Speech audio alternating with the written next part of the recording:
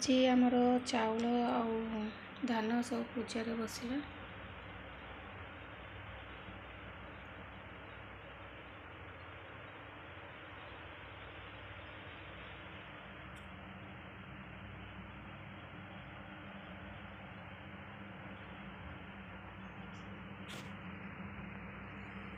डाल भोग पूजा है।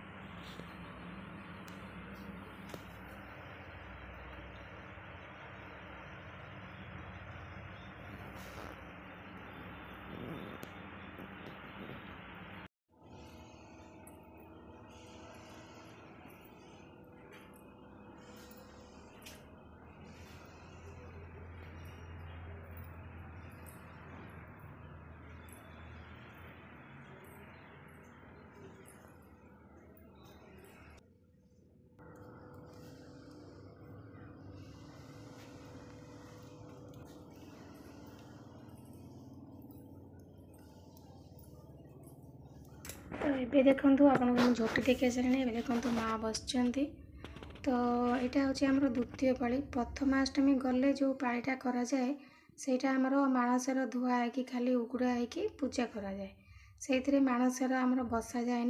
कहीं प्रथमाष्टमी होती कहुए अलक्ष्मी अलक्ष्मी आसाला पर लक्ष्मी आसती तो प्रथमाष्टमी पूर्व जो पालीटा आमर कराए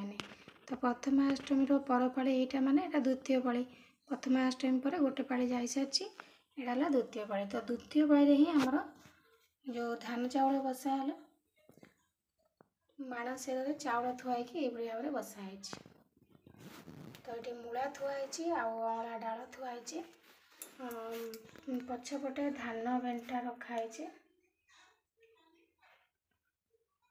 ये लक्ष्मी को मूर्ति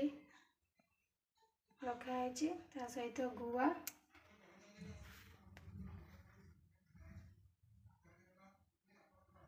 तो देखिले तो चलतु मुझे देखेबी आज मैं कि भोग सब प्रस्तुत करछि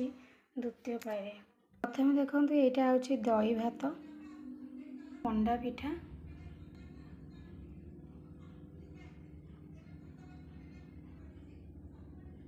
रखी साधा भात देखो कोसला शाग भाजी मुग डाली यहाँ हूँ जो माटी आलू जो खंबा आलू कहते तो कंचा कदली ताकू पिठो भजा करछि यहाँ देखो आंबिल करछि सब प्रकार परिबा पड़ी बोइती कखारू मूला कंदमूल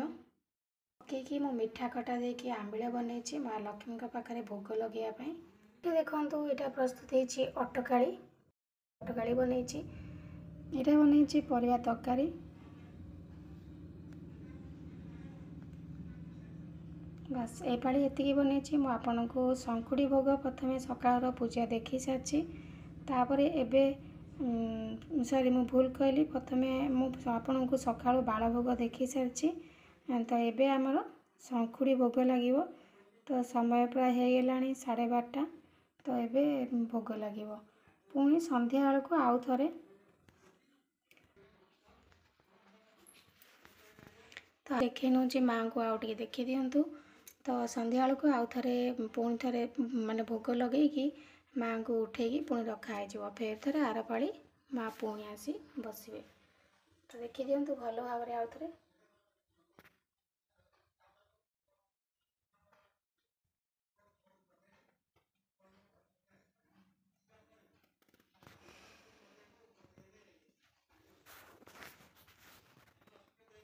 तो मुझे आज विदाय नौ पुणी देखा नेक्स्ट ब्लॉग वीडियो रे से पर्यंत रोचे नमस्कार जय जगन्नाथ।